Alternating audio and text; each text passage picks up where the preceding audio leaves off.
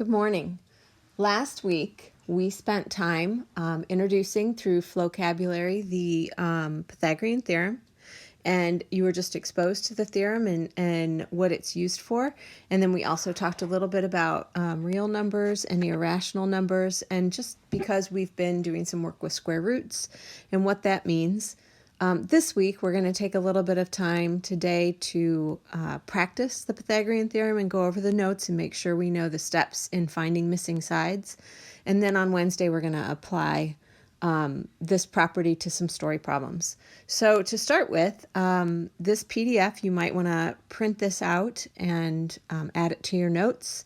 But what I've done is I've put together the notes for you on what the Pythagorean Theorem actually says. In any right triangle, and a right triangle is where the two shorter sides, they form the 90-degree angle. So we're looking at the two sides that form the 90-degree angle. Those are what we refer to as legs.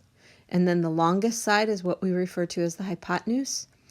In that situation, the theorem states that if you square each of the legs and add them together, it is equal or equivalent to the hypotenuse squared.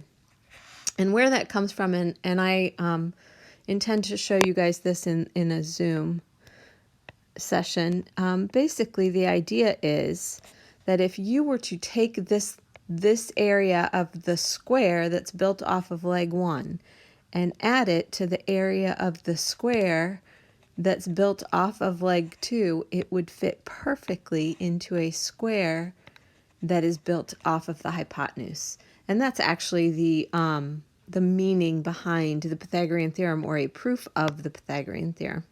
I'm going to clean up the notes here a little bit. In other words, when we look at this, typically they call the legs A, in our colored triangle over here, A and B, and the hypotenuse is C. And so a squared plus b squared equals c squared.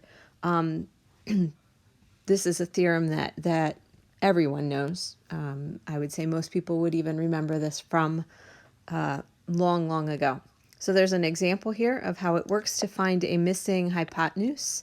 And in this situation, we know that a squared plus b squared equals c squared. So we say 3 squared plus, and we can even write that over top just so you can see where that's coming from. Going through this process, you square both 3 and 4, so we get 9 plus 16 equals x squared. So 25 is x squared. Now you learned last week that if you were to take the square root of 25, that there are two possible roots, a positive and a negative outcome. But since we are looking at, and I note this right here, since we're looking at the length of a segment, we want only the positive square root of 25. So that is true anytime you're doing the Pythagorean Theorem. You are only going to be looking for the positive square root of a number. The converse of the Pythagorean Theorem is how we can determine if a triangle is actually indeed a right triangle.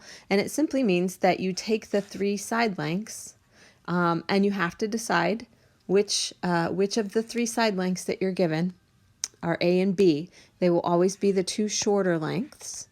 And put them into the Pythagorean Theorem. A squared, again, plus b squared equals c squared. Go through solving it and determine whether they are equal or not. If they're not, they don't form a right triangle. If they are, they do form a right triangle. All right, so that being said, and those notes being highlighted, we're going to go through and just do, I have 4 practice problems here, and then your worksheets, that is homework, are geared to these 4 practice problems, so they'll be very similar. So starting with the first triangle, it says, do the following lengths form a right triangle? So in this triangle here, I have to determine which would be A, which would be B, and which would be C. The easiest way to do that is to just find the longest side.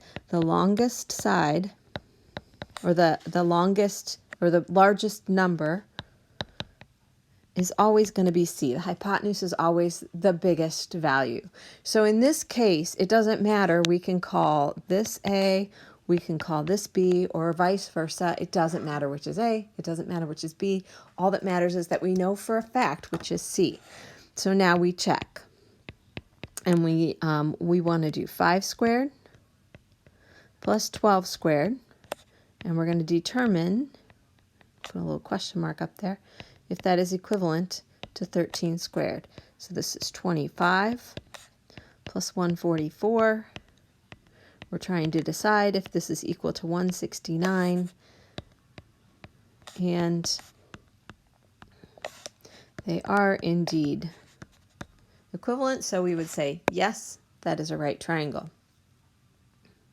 For number 2, notice there's no triangle drawn. So I still need to look at the 3 numbers, and I need to identify this is the biggest number.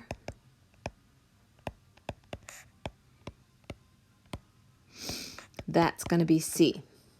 So we'll call this one A, we'll call this one B, and I'm going to say 6.4 squared plus 12 squared. I need to figure out if that is 12.2 squared. And I put parentheses in this time simply because the decimal points tend to get a little messy.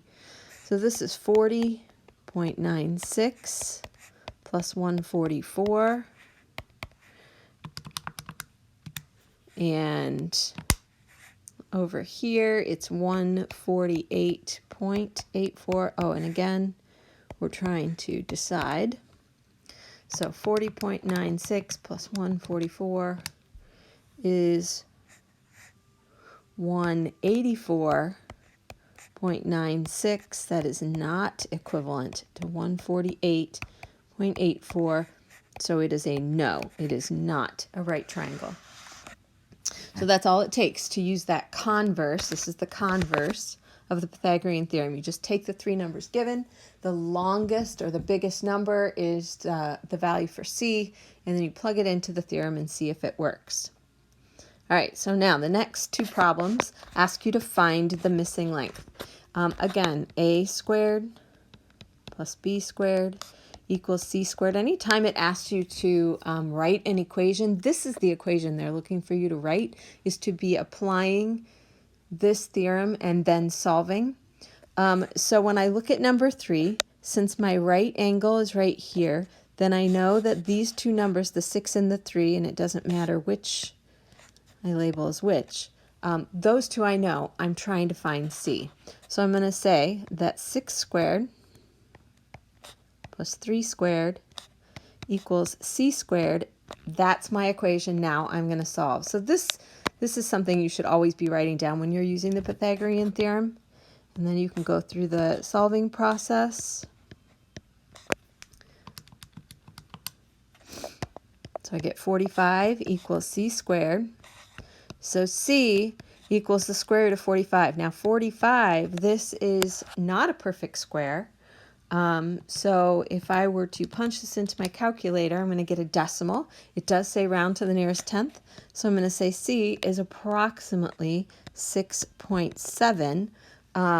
It is an irrational number. It doesn't come out to be a whole number. It's not a perfect square. So this is what I'm looking for. This is my value for C. You're not done until you take the square root of both sides. So that's something that you want to be doing. All right, looking at our next problem. This time, look at where my right angle is. We'll call this A, this would be B, and this would be C. So I have A and C this time. I'm trying to find B, but I'm still going to write out my theorem. I'm still going to do that same thing. I'm going to say that 3.6 squared plus B squared, this is now my missing variable, equals, equals, I know what C is, 7.4 squared. So you'll notice over here it was C that was missing, but over here it's B that's missing. So I'm looking for a missing side length. So I'm going to take 3.6 and square it. I get 12.96 plus B squared equals 54.76. I'm going to subtract the 12.96. I'm isolating that B squared now. So I get B squared equals 41.8. Let's fix mix that up a little bit there. 41.8. Now I'm going to take the square root of both sides.